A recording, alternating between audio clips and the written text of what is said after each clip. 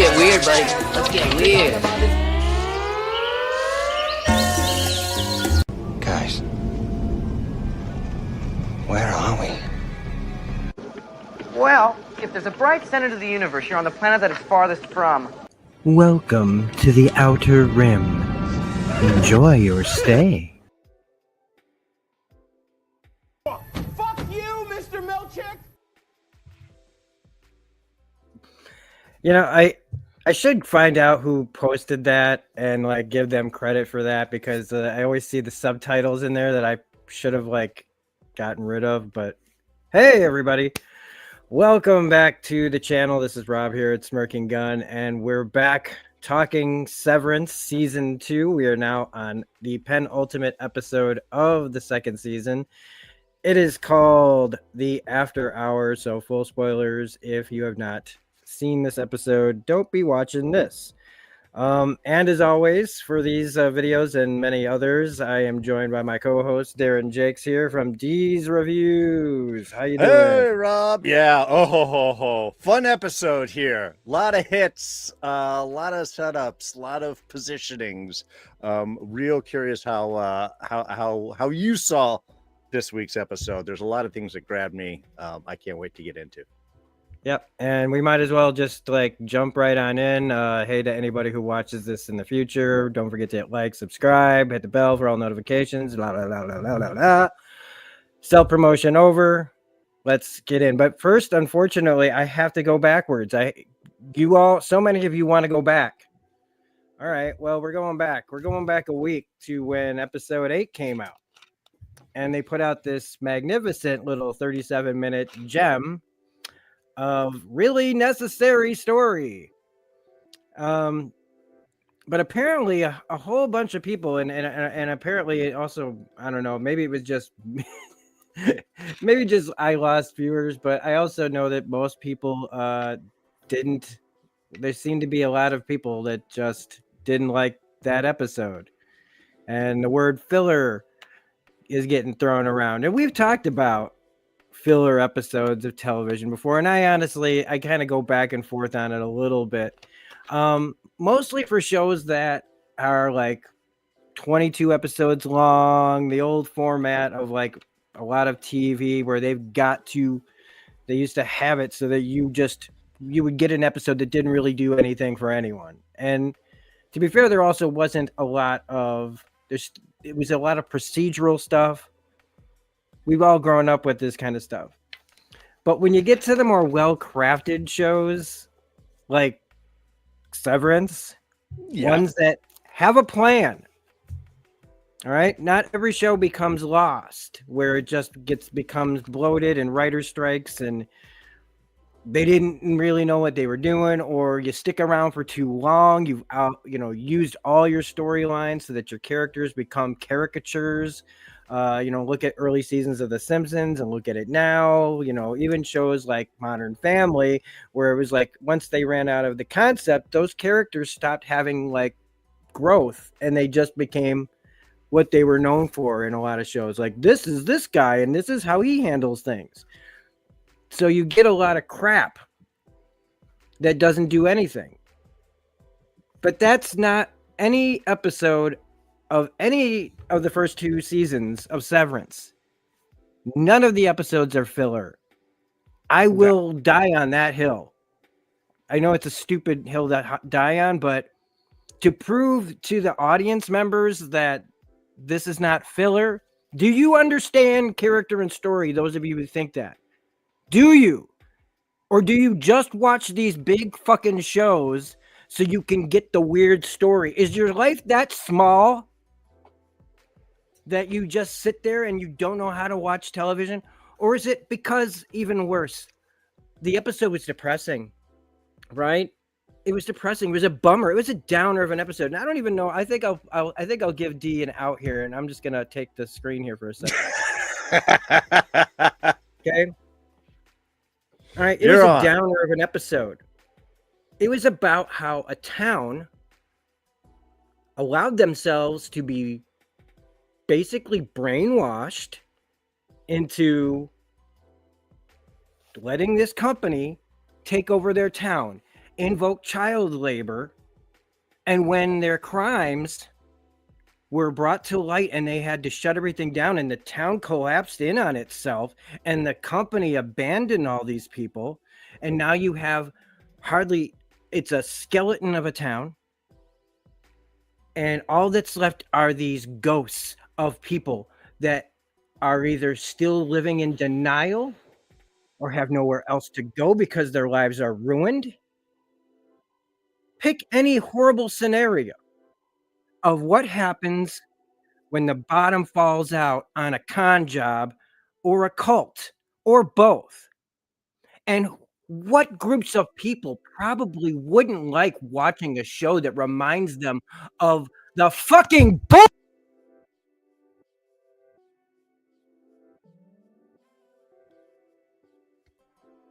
I think I might have turned my mic off on accident just now. I think you blew out your mic with that one. Yeah.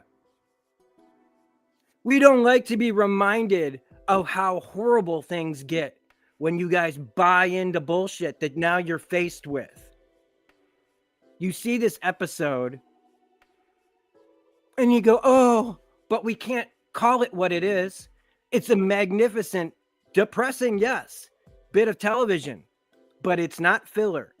Every single moment was character and story driven. It was needed to understand why Cobell, where she went when she left, why she came back, her motivations for moving forward. She's the villain she's the cigarette smoking man of your show, and you don't understand why this episode exists.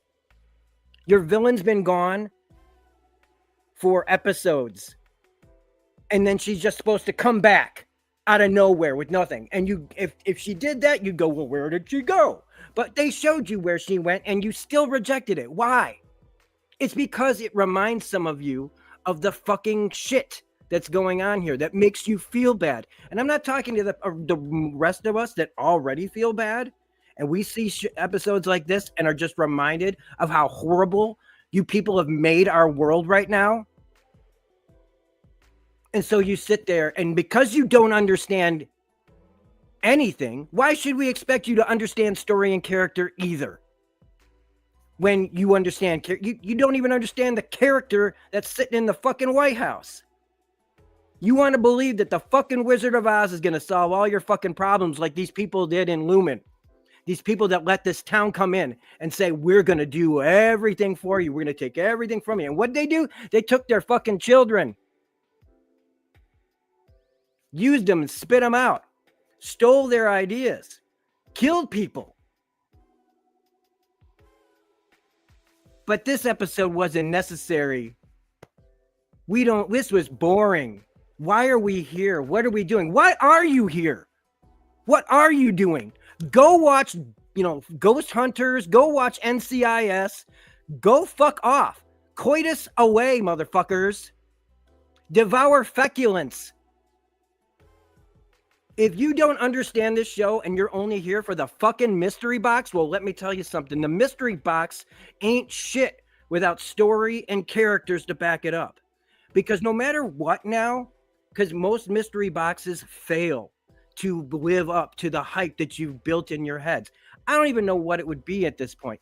That is not the point of the goddamn show, is what Lumen's doing. The point is the journey that the characters are on, and those are just plot points and devices to get the characters to a place. So if you can't be separated from your innies and your in the weird goat people every week, go watch something else.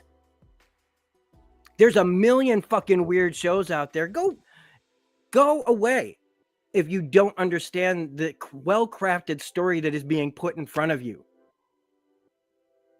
Now, I'm only talking to those people. The rest of you that understand this show, because there's even critics and reviewers out there that will just lap the whatever's hot topic. So to the reviewers that follow this and also understand story and character, because I'm really sick of you fuckers out there that pretend not to know these things. Before the orange jerk off got into office, you were regular reviewers. And now you become something else, like a whole lot of other people. So just fuck off. Coitus away, motherfuckers. Because that episode was brilliant. And I know that it's like I'm arguing over a fucking episode of TV, but it's more than that. It's how people watch things, and suddenly we just can't say the thing. We can't say the reasons why we don't actually like something because we don't want people. There's still, with all the open racism and all the open hate out there, somehow you guys still want to live in anonymity out here and not actually say why you won't like something or watch something. You'll call it anything but what it actually is to you, which is reminding you of something that makes you feel bad. Maybe I'm gay if I watch this, right? Oh no. You fucking people ruin everything. Stay away from our fucking shows. All right. Anyway. Yeah! Damn it. I know No, this is just a, like that kind of rant just brings people to like make fun of you and tease you, but I don't give a fuck. Sure. I don't give a fuck. I mean, I totally get it, but it's also, to me, it's one of those annoying things where it's just, you're just not understanding, okay? Because your major plot point hasn't gone through a large story arc this week. They call it a filler episode. That's not what a damn filler episode is. I mean, that's really an episodic thing when you just had a story that did nothing, meant nothing, and continued on nothing for the rest of the characters. It was light, it was sassy, and it had no impact whatsoever. Or people tend to think about, was it Stranger Things Season 2, the Chicago episode, where 11 goes off and just has a completely, unrelated side adventure that, yes, gives her strength in the you could do it if you believe in yourself kind of little journey, but otherwise has no big impact. I could see that being called a filler episode. But so much is given in that 37 minutes. Like you said, the backstory on the corporation, what Lumina actually does, what it leaves in its wake, the effect that it has on the characters. Why she cares in the first place. Well, it answers that big question of what is her deal? Why is she his neighbor? Why is she following him around? Why is she so obsessed with him? Because they were her ideas. And you want to tell me that one of the biggest motivators for a character is filler? You don't understand. It's like a little bomb wants to go off in my head. Like in a movie where the guy where they have the bomb and they just suddenly go, ugh. Oh, yeah.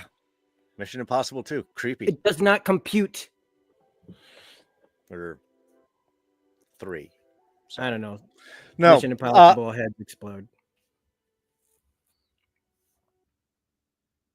That was given, and especially you're right. You're trying to turn the villain into an ally. Maybe an unpredictable, unreliable ally, but you're making that shift. Why are we going to believe that shift? This is why.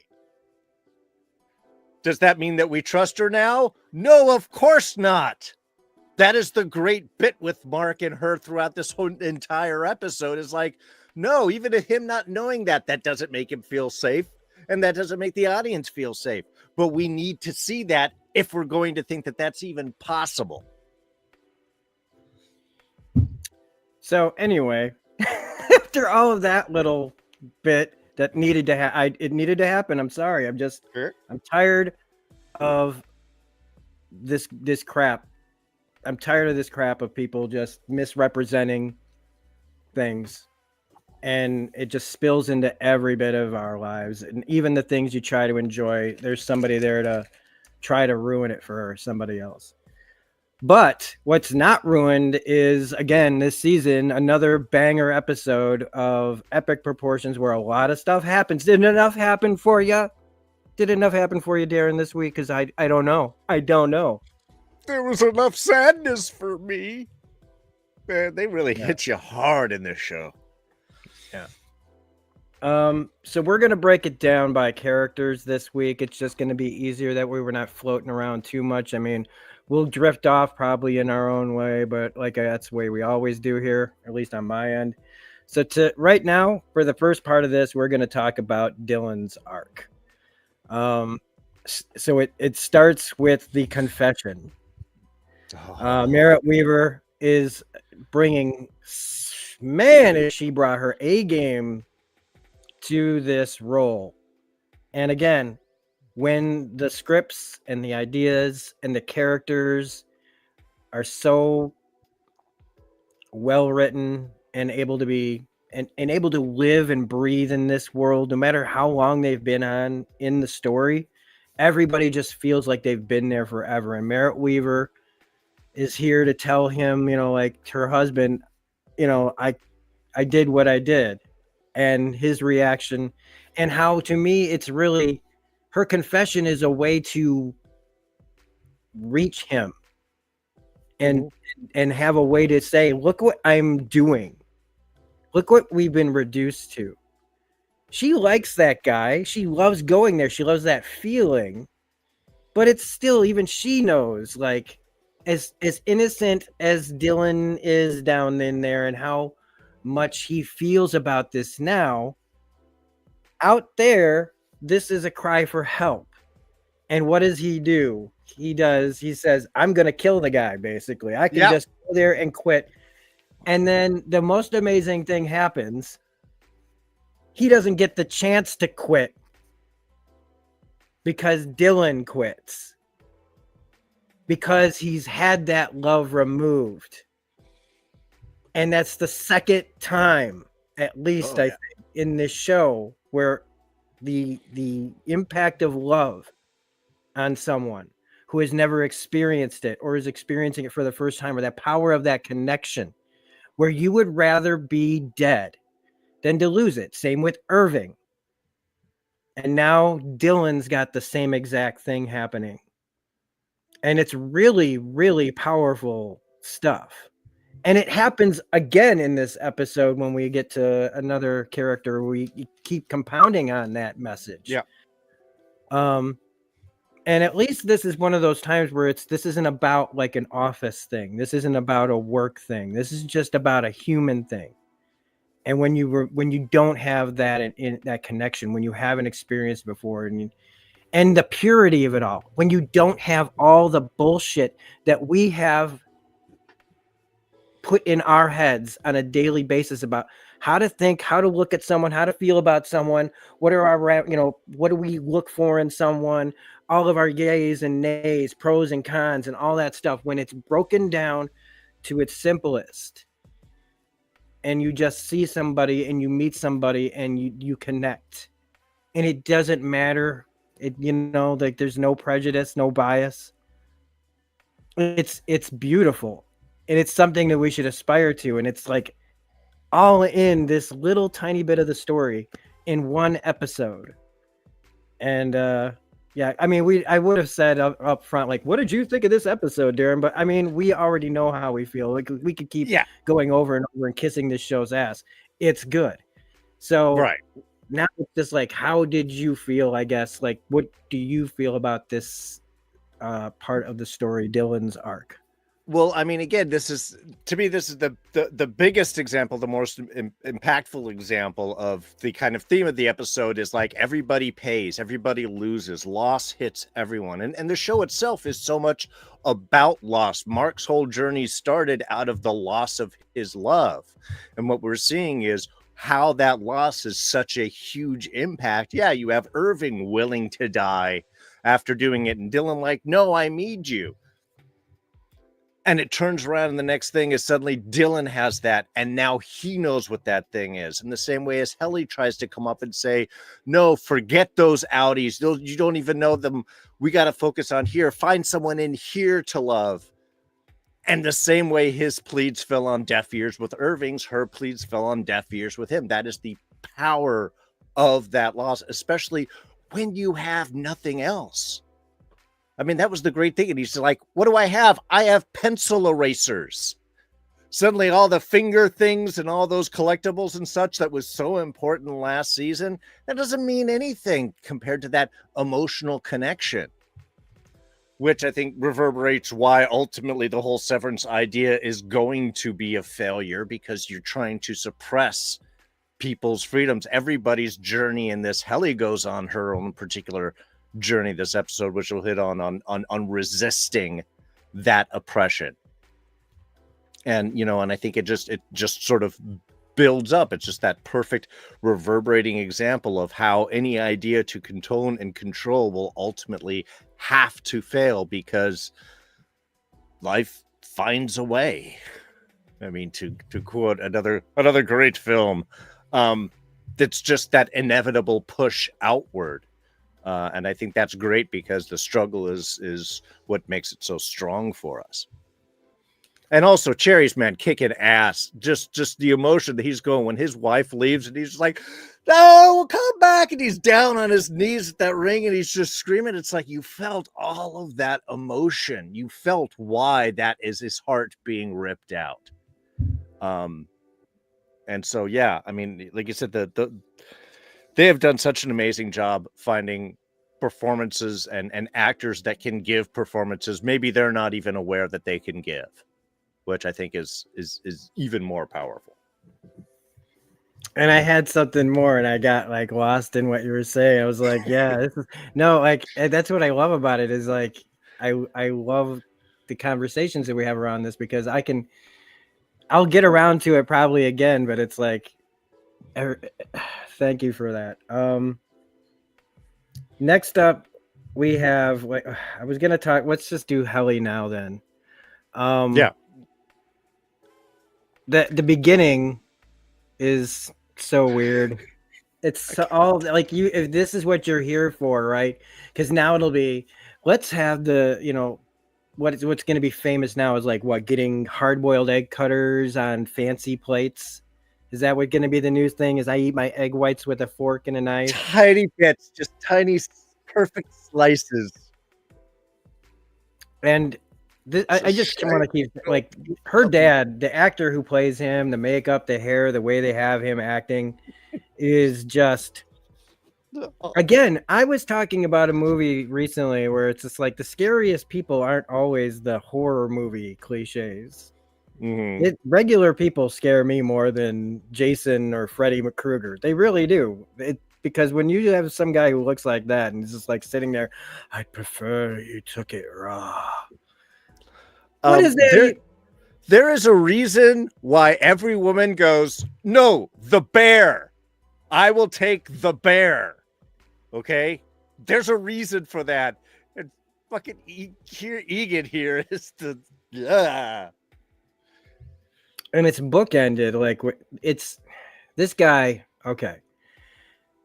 Her part of it is a little less interesting, as Helly going back in, and like you said, the resistance automatically. Mm-hmm. Where's Mark? Going into Milchick's office, not caring anymore. The pretenses are off. Him trying to put her in her place, and her immediately reminding him, what are you going to do? By just saying, oh, don't you mean Helly E? And it's like, he tries to play it off, but have you ever had a boss who would love to be effectual but can't? Like, who wants to call your bluff but can't because of other things? It's kind of like a dream scenario for a lot of employees to have their boss over a barrel on something. It doesn't happen to us very often, but most of us don't have like ourselves to be able to go, do you really want to piss the other me off? We don't get to say that unless you're the Hulk. And then, but he doesn't exist either, So she gets to call him out, and he can't do anything, even when he closed the door. No. But I also saw a different side of Helly R. And I think it plays into like what Dylan says about how we didn't know the difference between you and her. Mark didn't. Irving did, but we know why Irving did. Right. Irving's been shoving that shit into his head about the paranoia and the dark hallway and everything that he's been living, that it just came out. Nobody else saw her coming. But when she was talking to Dylan, and trying to convince him of like, hey man, your friend left. And the manipulative part of like, Mark's not here to go on my adventure with me. But it was more than that. It was like she didn't care about his situation in that moment. You could hear it in her voice. This was all about what she wanted to do and how she was going to get him to do it. And that just felt to me a hell of a lot like Helly E and less Helly R. And it could be showing what Helly E's state is putting into her head and how she's thinking and how could the manipulations could be kind of bleeding out through that, and you'd see more and more of her.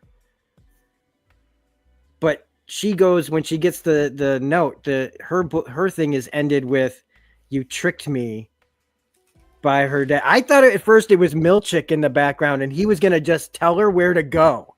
I literally thought that was Milchick going to go, forget it. I'll just show you, because we'll get to that. Why I thought that. But instead it was just like, what does he say? You tricked me, my Helly. And I can't remember if she saw him or not. She saw him, right? When she was. Yeah. So she's she like, knows who that is.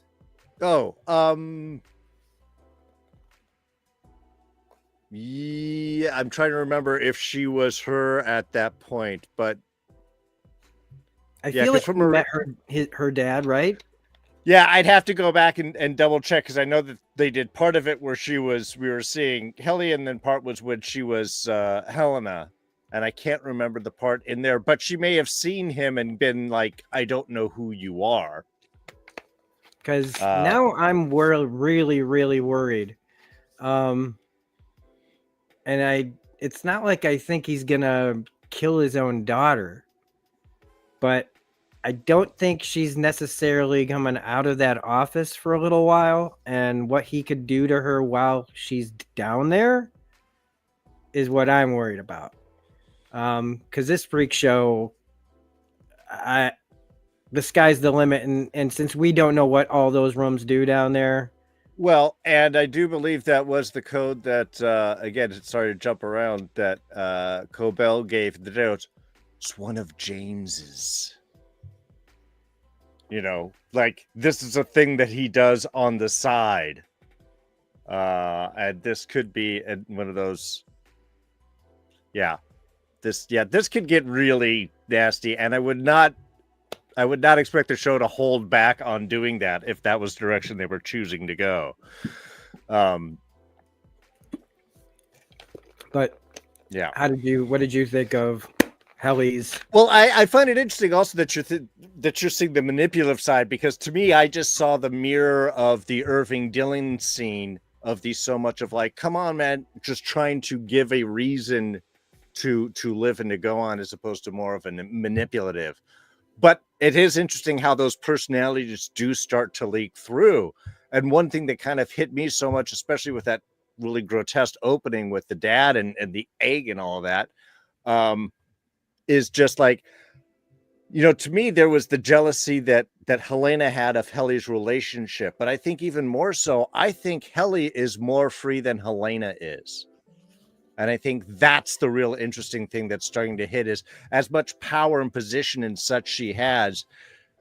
Helena lives with her frickin' father and has breakfast every morning and has to deal and manipulate all of these things. And we've seen even the stuff with Drummond, that she's not really in control. It's still him, and she's still the little girl that's being cajoled and placed and even sacrificed in the severed floor in order to further gain the means and the end that we need. So in so much, she is just this tool like Helly is on the floor, except for Helly, she has purpose and determination and is willing to resist that with that Milchick bit. It's like, you know, Helly E is, you know, my boss, you know, Helly R is my subordinate, and you're being insubordinate. It's like, that's right, I am. You know, almost expecting you to do the mic drop, or like, and fuck you, I'm out, Milchick. You know, as she drifts out the door. That's basically what she did. So in so many ways, Helly has a larger sense of freedom than Helena does.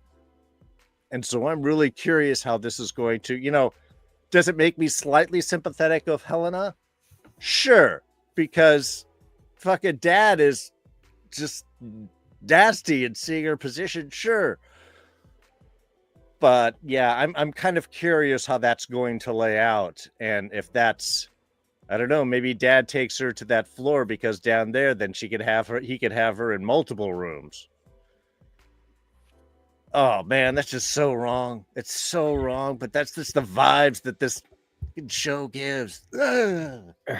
Yeah, and I remembered what I was going to say about Dylan's thing, and it was just about what he had said about that all he had was the pencil erasers and stuff, and it's like, yeah, I mean, one of the things I guess we really don't touch on enough, or maybe is how do you get through existence when you know basically one day you're going to get on that elevator and just like the rest of us, we just stop. Mm-hmm. But your existence is only from 9 to 5 and all you do is this. And it's completely like, I mean, first off, I guess I didn't say this and I should have. You can just resign. Yeah, I know. That was like, I was like, you can't do that. Wasn't that the whole Pelly thing? Didn't we run into that? But Yeah. I know, obviously, in retrospect, Helly is a particular circumstance.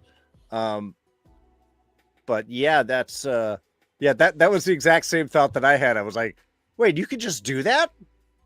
That doesn't seem right. Because in my opinion, if he quits, well, he's quitting, he's getting on the elevator. When he gets off and he's like, wait a minute, I don't work here anymore. Wouldn't he be like, I would see this guy going, oh, hell no, I'm not going to let him quit.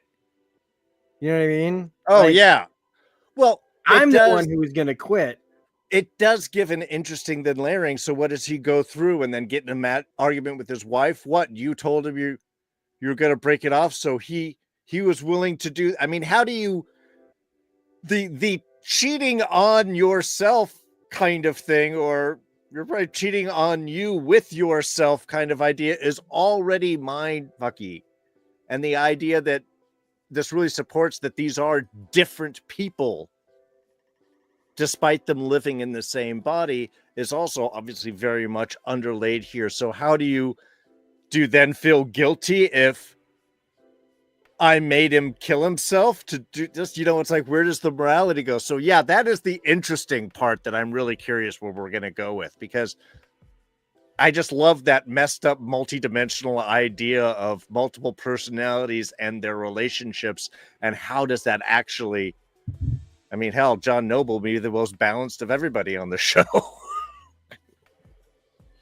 So then I guess speaking of John Noble, we got to talk about Bert and Irving's side of the story.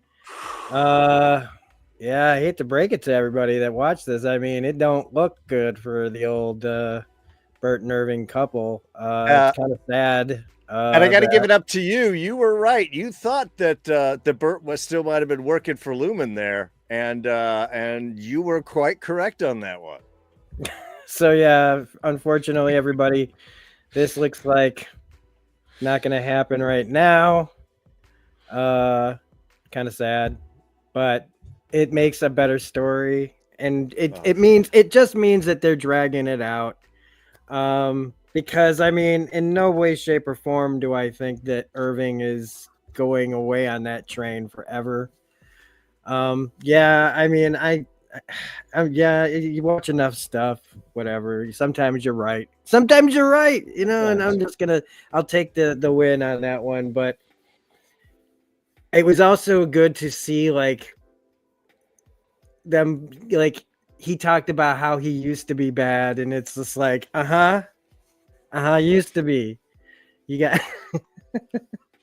That's the brilliance. Wanted to be, and there's so many things that happen. Like, it is a scary scene because I didn't think it was. I honestly was like, well, it's not going to be Bert sitting in his place. It won't be. It'd be Drummond or something. The dog sitting there told me he's either whoever it is, he's either comfortable with or scared of. And so I was like, well, he doesn't know Bert. So I was expecting Drummond to be sitting there like, we need to talk, and no, it's Bert sitting in there, and he's scary as hell, but it's like he doesn't even mean to be. He's not even trying to be scary. He's just sitting there in the dark talking, doing his Christopher Walken thing. That's the brilliance of bringing Christopher Walken is because, yes, a moment ago, he was the sweetest old man. You want to have them have their little lovey cuddle time. And next scene, you're like, okay, right. Tara Walken is back. Right. This is why we're scared of him. He doesn't have to do anything. Just the eyes, just the look. Just come on. Yeah. Take a ride with me. It'll be fun. Go with me. But just the way he's sitting there, like reading the whole thing just to him, like, I could listen to this guy read the phone book, right? So he's just like reading and it is scary because it's like, what are you doing in my house? Like he's reading all this, and they're in love. Like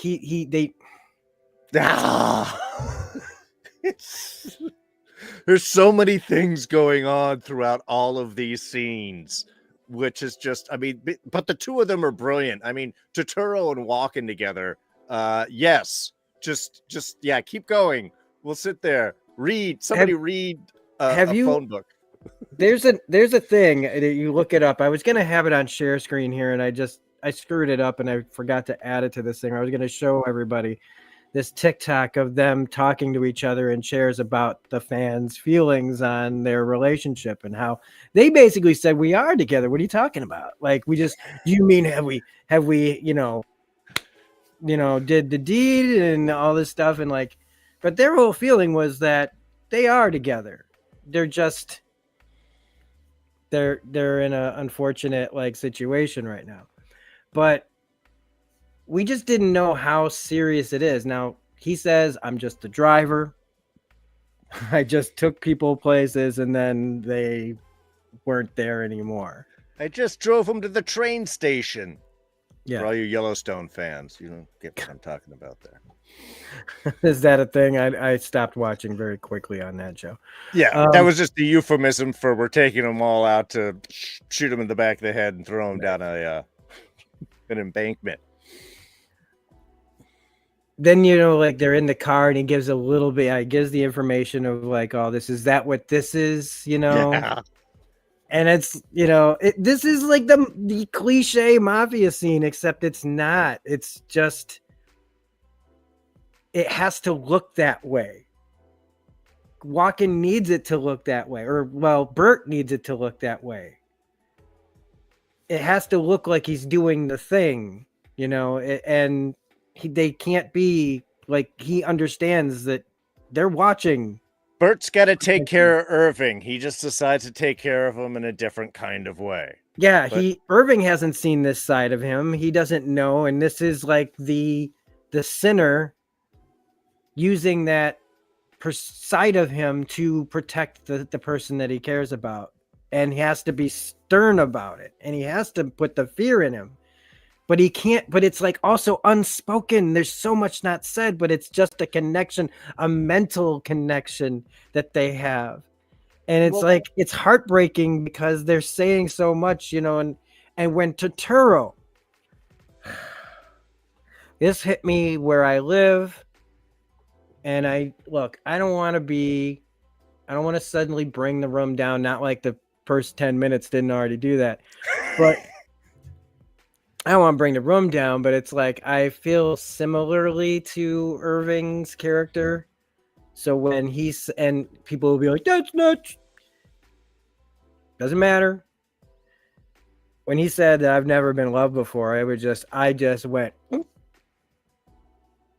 and then just that response of is this what it feels like to watch a rom-com, or really to watch The Notebook and actually feel something? Because I was suddenly oh, I've seen a million different things, and all of a sudden when he goes, well, now you have, how do you feel? And I just was like, that's the response. That's what you want to hear back. And I'm just like, ah. I suddenly just like, I care. Like, do you guys like, again, to the people out there, this is what it means, what it looks like when you have empathy.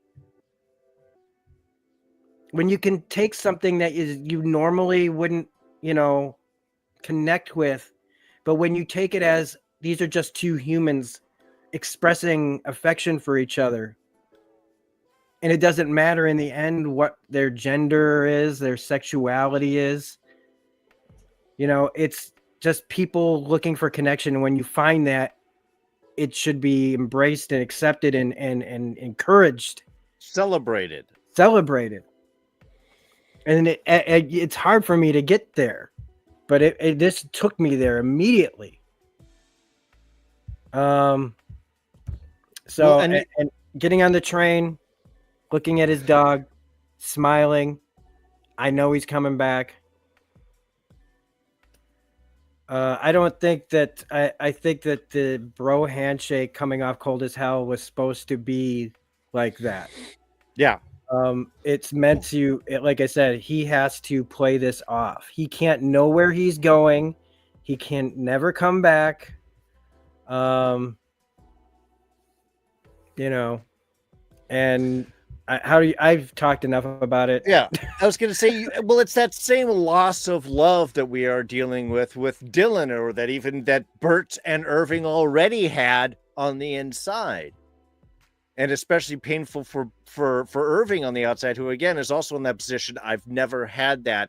And when they're so close and he's just like, I'm ready for it. I'm ready to open up. I'm ready to be who I am. I'm ready to live my true existence. And from a position of love, Bert has to say, no, I love you too, but because of that, we can't. So we see the Dylan and his wife splitting because it's a tear apart, where this is a cut. And yeah, that bro handshake coming off cold is because it's like, we are leaving. We're back. We're cutting that part off of us because we have to, in order to survive, in order to live, because you can't just quit Severance. Yeah.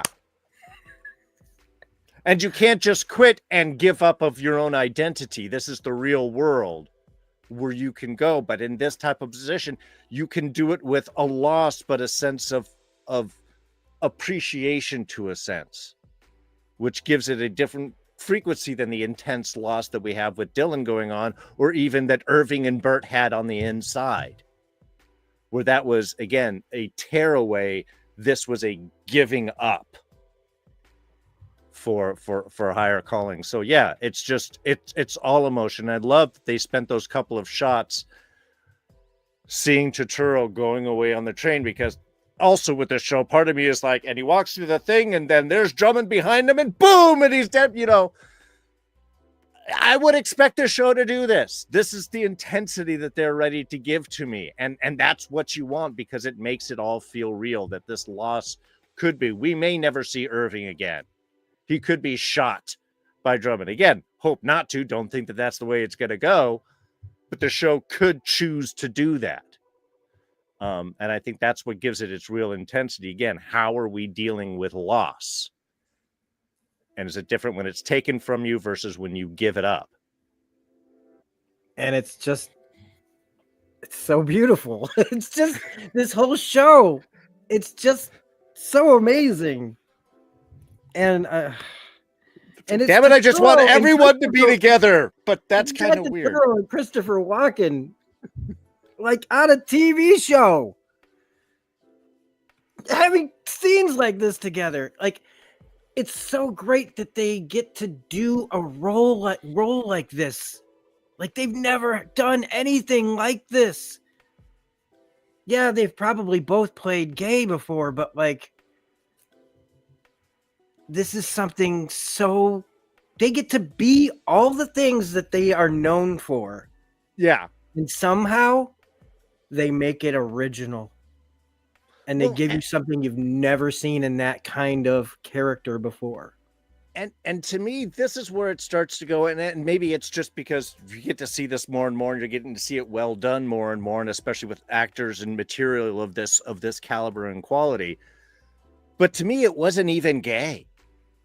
It's two people connecting and in love. And it's not defined as a gay or straight or queer or whatever. I mean, yes, it is, and those communities should celebrate this being shown. But to me, it's bringing up to the quality of like, don't you just see? It's a relationship like any other relationship. Yep. Why the fuck would you stand in between these people? What is it to you? Unless you're jealous because you want to be with one of them, but then that becomes a whole other issue.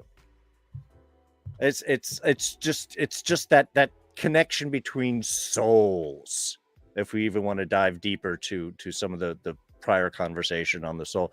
These are souls that are connecting even while their twin souls have also connected. It's freaking beautiful, man. Yeah. And so that brings us to Mark S. Actually, let's sideboard into Milchek and Huang real quick, because to me we've got an interesting little kind of balance here. Because to me, Milchek's reaction to Huang is kind of the payback of the crap that he's gotten. I've gotten crap from you, so I'm going to give crap back to Huang, and this is his ability to do so. And she even has that kind of moment of like, oh, it's gone. Because I think that this is literally the killing of childhood and moving on to adult. She's interning here. She must live by, because he says, you know, your bedroom will be moved from here to whatever in the cold great north of Europe, from what it sounds. I couldn't remember if it was Sweden or Switzerland or somewhere up there where it's cold. Which reminds back with Cobell, she was living at home when she was interning at the factory.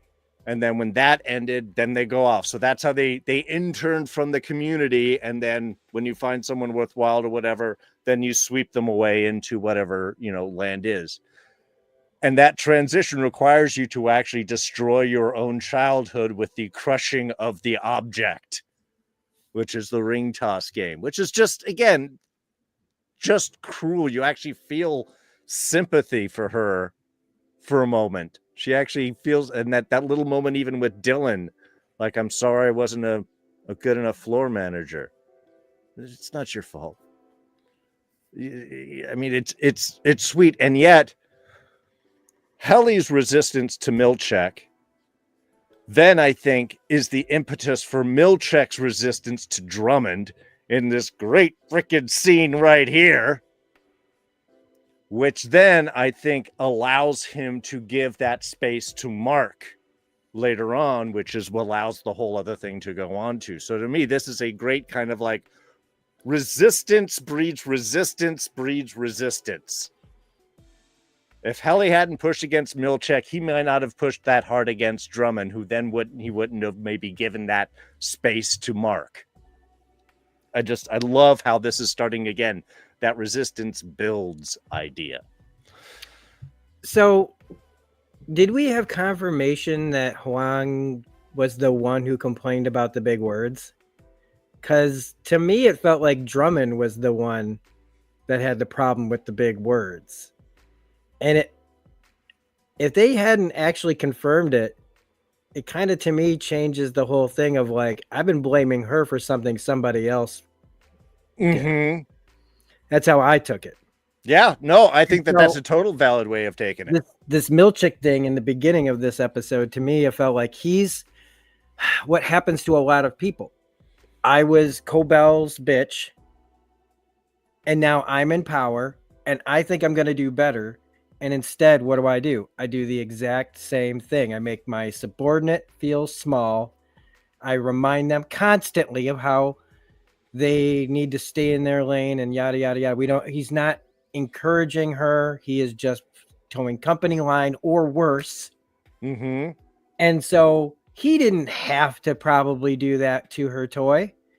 but that was Cobell and how Cobell would have done it. And so how we start with Milchick, again, these episodes are amazing, folks. If you actually look and try to understand story and character, how in one episode, he goes from being Cobell to being maybe part of the resistance to this. It's been building a little throughout the season too, sprinkled in. That's how you do it. So he goes from that, and then Dylan, like, wait, first Helly comes in, right? Mm-hmm. Disrespects him. He can't do anything about it, but Huang's not there. Then Dylan comes in, and he's quitting. And he throws out the usual mumbo jumbo that a boss will say about, oh, this feels disrespectful, all the things that I've done for you.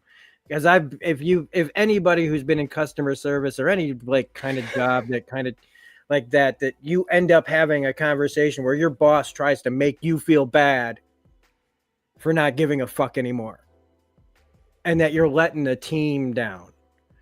Man, when you get to that point, a lot of people say, I don't know how many times I've heard somebody say, but it's the people that I work with. That's why I stay. And I go, that's not enough. No. But so many people, that's what they remember is the people. They don't talk about their fucking boss. And this guy trying to throw that in his face. And then when he turns, because there's animosity there already, and he turns to her, and we forget, or well, it's easy to forget that's not it's a little girl, but she's not a regular little girl. Yeah. She's ambitious as hell. So like when she breaks her toy, yeah, you're supposed to feel bad, but you have to remember who she is. She's just another him. But the thing is, she's a little Cobell. But see, if you properly treat somebody well, she doesn't have to be another Cobell. She doesn't have to be another Milchick. She could be somebody who's just a good floor manager and knows how to treat people. But that's not what they want. Right. And so he looks at him, and he tells her, as he's looking at him, I don't think he looks at her. I think he looks at him when he said it's not your fault. And then leaves, laying it on him. This guy who basically is ineffectual. He's Cobell, but he has none of the balls to be able to do it. Now, that is not quite his fault because our group kind of changed everything.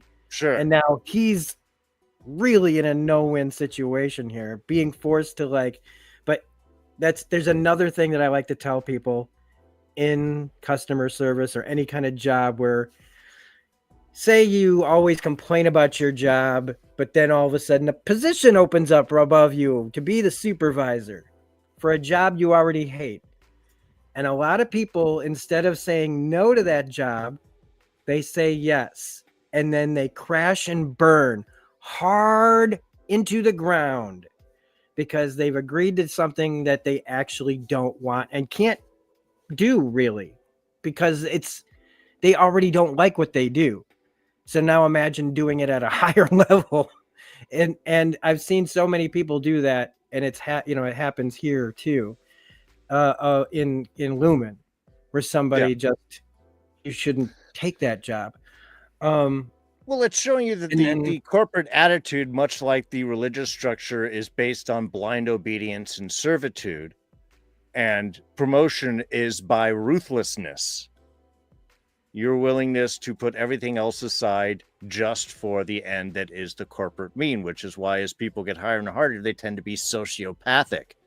And yeah, Milchick is just in that position where he's like, yeah, I have the drive and I have the willingness to do, but I also think that I have a little bit of a soul here, and this is starting to push up against, again, if it was easy to go in the structure, that's fine, but because MDR is resisting, that's what he's exposed to, and that's where he's got to deal with, and that puts it in himself. So when Drummond comes up and is just like, say it more simply, Simple words. And I love how not only when he tells him to eat shit, but when he's like, let me put it as monosyllabically as possible. And he does. The whole sentence is, it's not my fault what Mark S. does when he's not at work. It's yours. Like, do you get it, dumb fuck? But even in that, that's his resistance is not only pushing back, but like, hey, I'm still a sector chief. I still should have a level of respect, even from my bosses.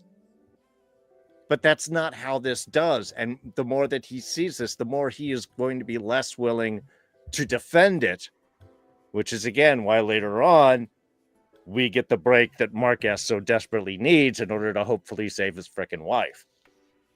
Yeah. And he's practically in tears. Milchick's practically in tears.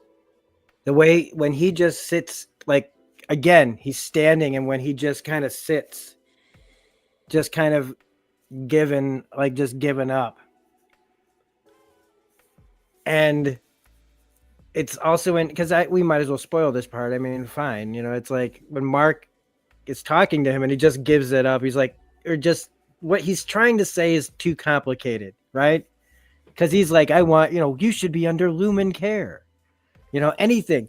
That's another thing that bosses have done. If you ever try to call in, there'll be occasionally they won't just say, well, come on, why don't you just do this? Why don't you just come out? Like, why don't you see how you feel? Like all that. Look, stuff. just take a couple asprin and come on in and you'll be fine. Yeah. But when Mark just cuts and he's still lying, but he cuts the pretense with the guy and just goes, look, man, I'm just taking the day. All right. It's just work, right? Balance.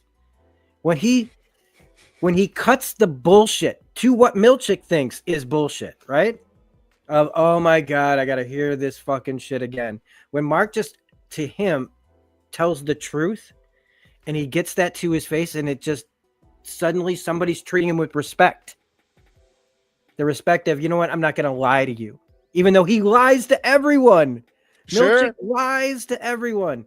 But this small little act of what he thinks is kindness, of telling the truth, gives him that moment of like, yeah, Mark, okay, just come tomorrow. Like, do I have your word? Like, I could have a human connection for just a moment. Okay, you need a day. Yeah, you're right, man. Everybody should be able to have a fucking day when they need it. You're right. And it's a beautiful bit. So Mark and Cobell meet. It's honestly, I don't know why I saved this for last, because it's just them standing there in the cold. I still have that problem where I'm like, okay, it makes sense that the science lady who's drilling holes in his head, that's not a great idea. Sure. It might work, but it's just so messed up. And I do know that the writers, like, think about how far back they knew they needed to get Cobell back into where Mark goes into the cabin.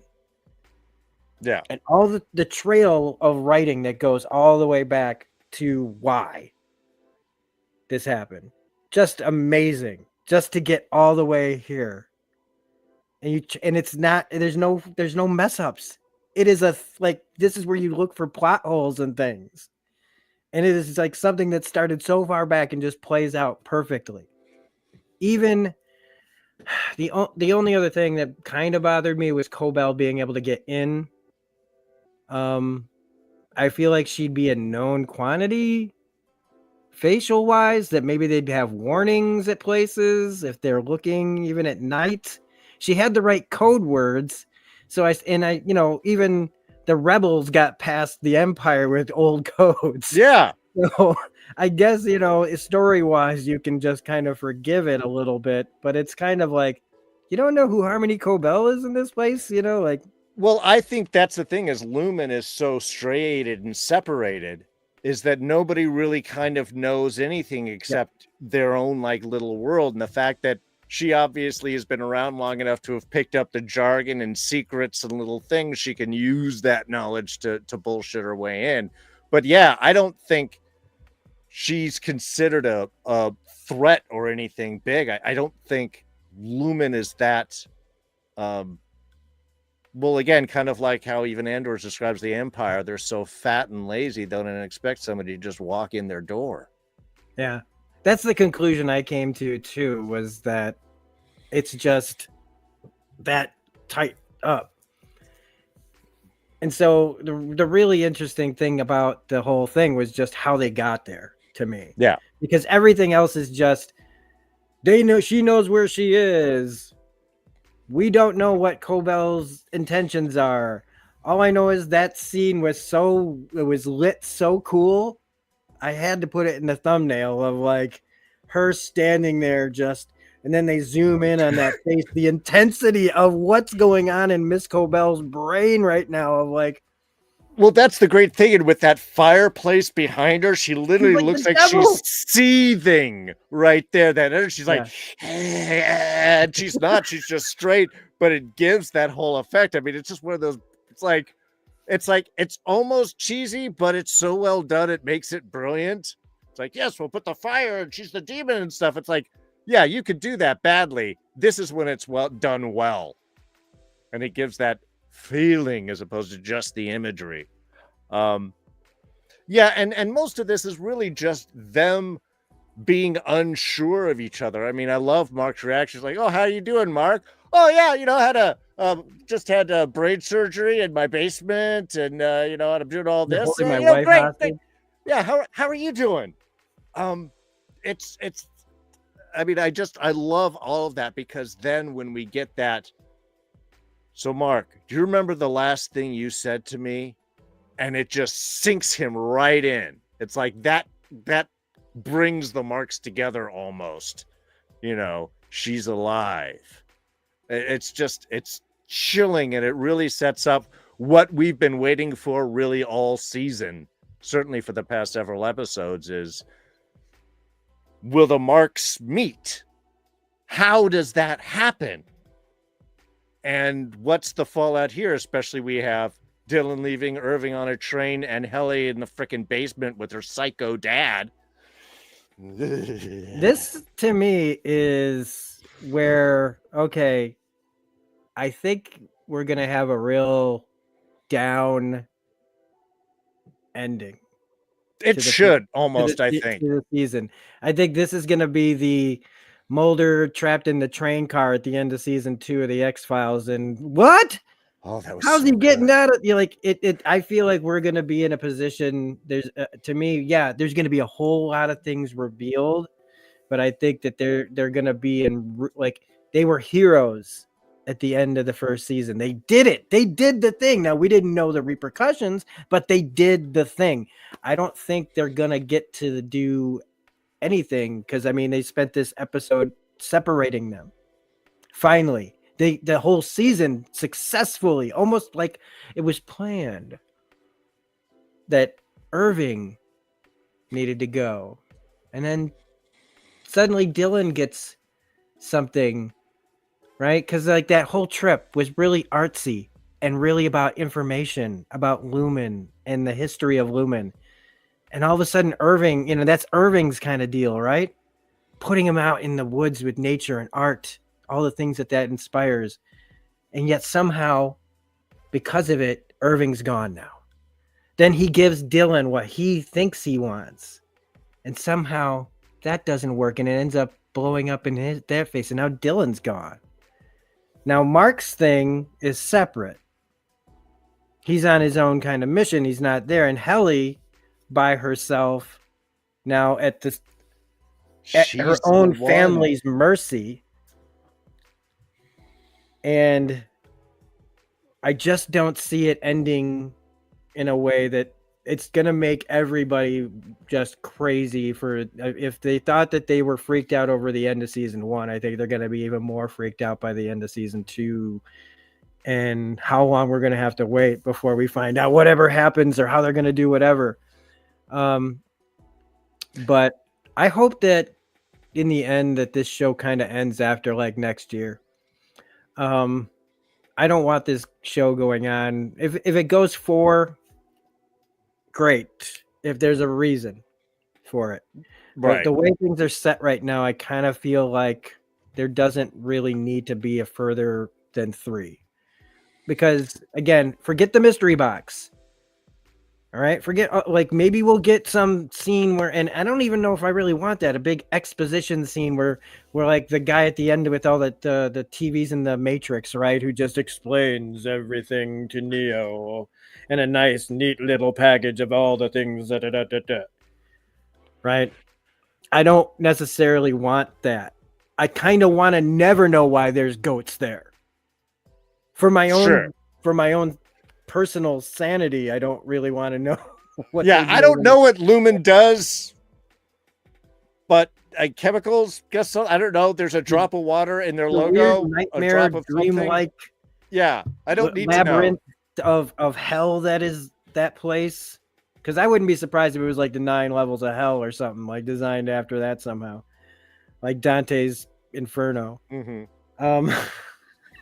Like predictions, like that's the thing. There's a prediction that the Severance is actually like somehow the representation of Dante's Inferno. Now predictions, I think. Well, look, Mark's talking to Cobell, which means this is going to be a lot of exposition. Will we get some big mission in there? I don't know. Helly's trapped with. We got to deal with her being trapped with her father. Well, her father, not father. Dylan, the fallout from him quitting. Is he actually going to be quitting? Will he go home to his wife and then come back to do something down there? Will Mark come back down there? I feel like that's the way it's going to go. I wouldn't be surprised if at least one or all of them make it to the black hallway. Mm-hmm.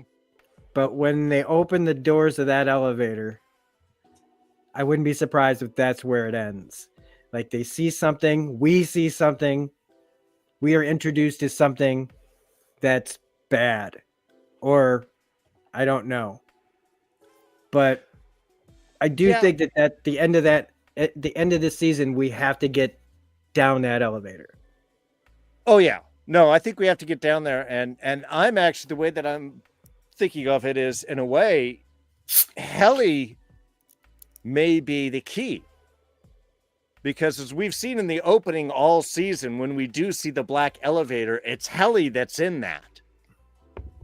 I think she does find it and go down, and she might be the one that starts the lead. Now, the problem, of course, is the jumping to Helena to Helly, or, where does the severed action happen and what's the turn on and who go, that's all weird. And Cold Harbor.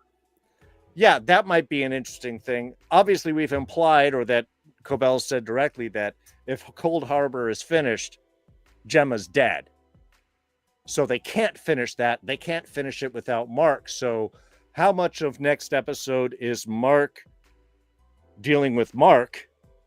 Is he dealing with himself, the innie and the outie, trying to find some balance or connection or whatever that they're trying to do? And since Dylan is gone and Irving is gone, to me, that kind of leaves almost Helly is the one that has to rescue Gemma. And I think that may be some really interesting setups, because the only way is they'd have to finish the Mark stuff and then get him back to work. And then he would have to not work in order to go out, or fake it while he's buying time for Helly to do things or whatever. So, yeah.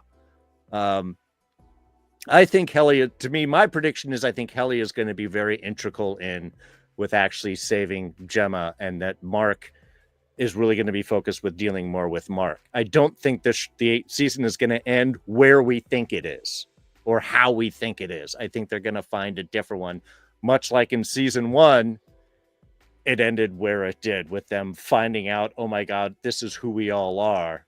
And this is the truth that we've got to reveal. I think they're going to find an interesting way to end that.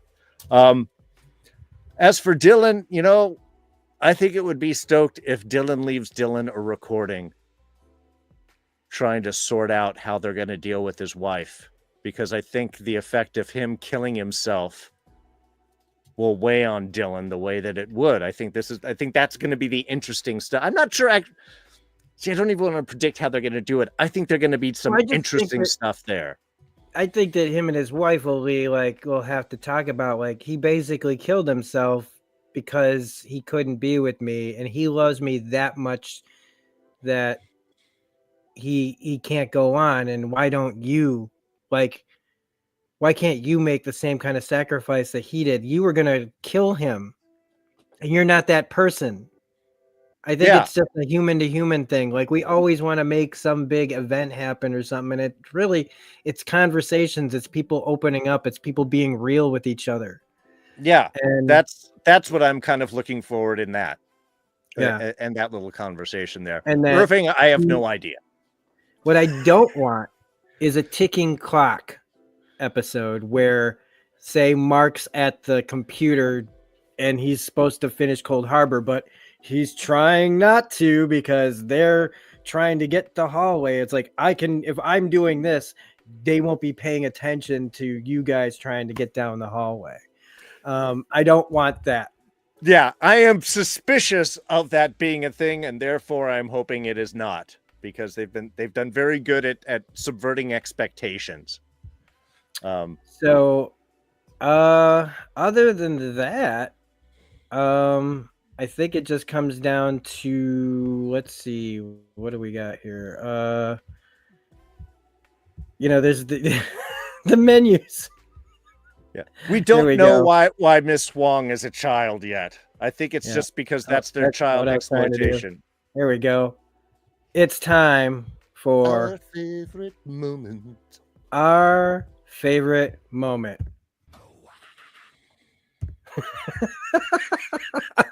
Wait a minute. Let's try that again. It's our favorite moment. Nice. Sorry. I'm being a dork.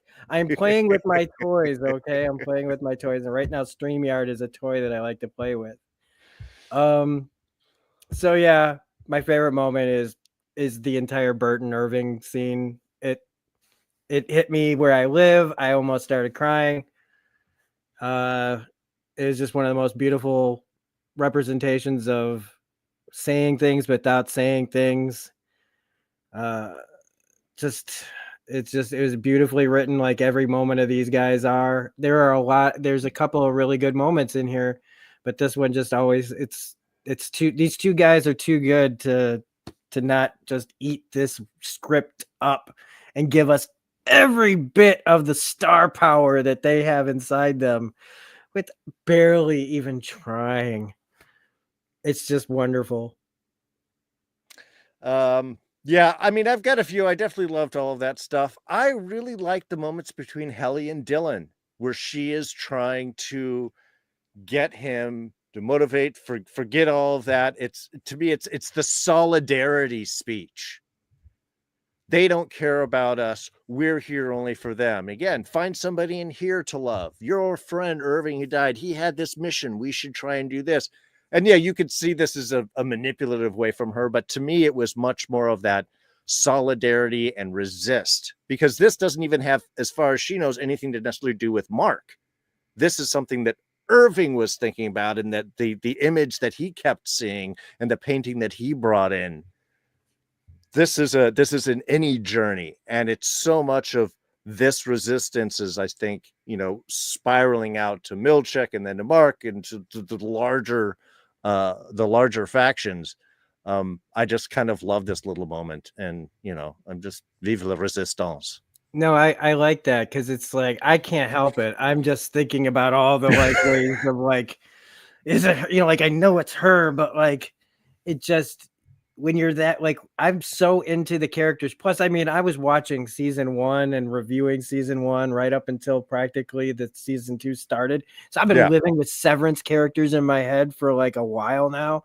So I'm just looking for everything. And you're right. It's probably more like what you're saying.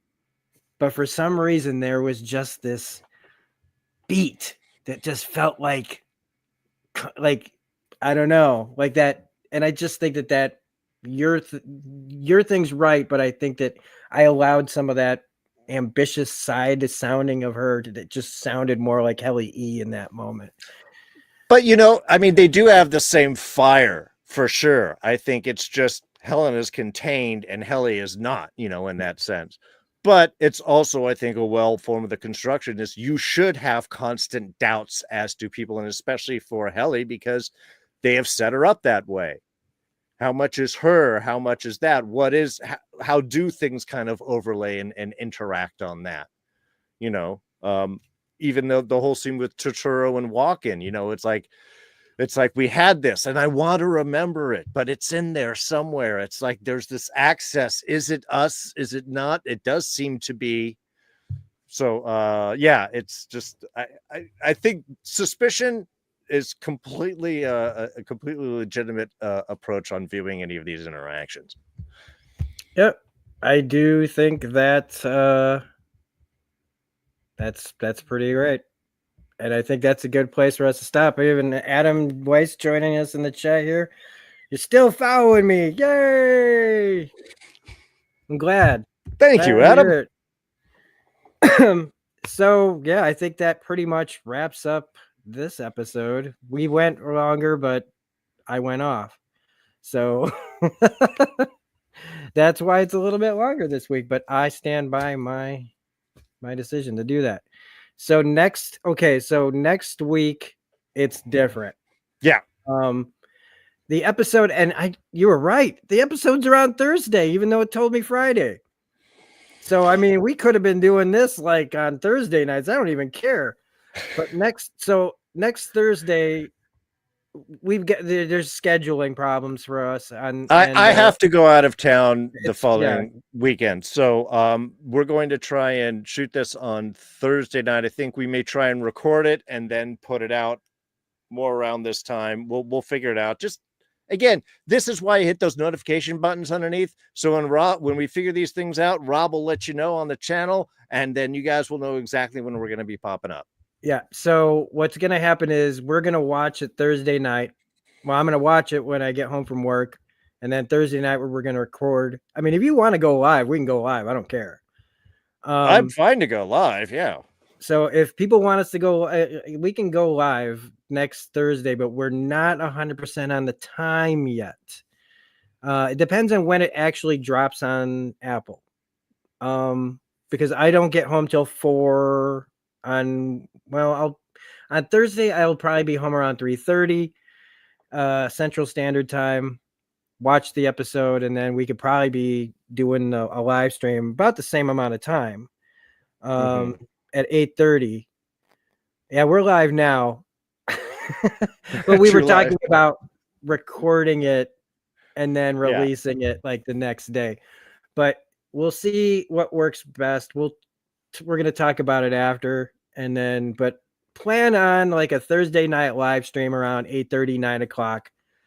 We might go a little bit later just to fit the actual time that the episode drops. Otherwise, if you don't see a notification for something live on Thursday, definitely expect the video to be up Friday.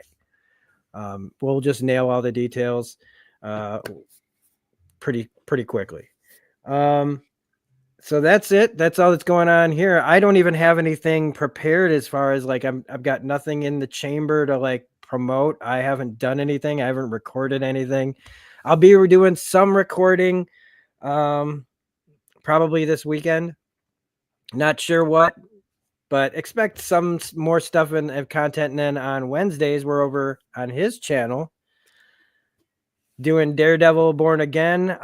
Just got done with episode 3, and that was a crazy ending that I really should have seen coming. And I can't wait to see where we're going to go for episode 4. So Wednesday nights, 8 o'clock Central Standard Time, 9 o'clock Eastern, 6 o'clock Pacific. If you live in the mountain zone, we don't care. No, I'm kidding. Yeah, it's in the middle there. That's 7.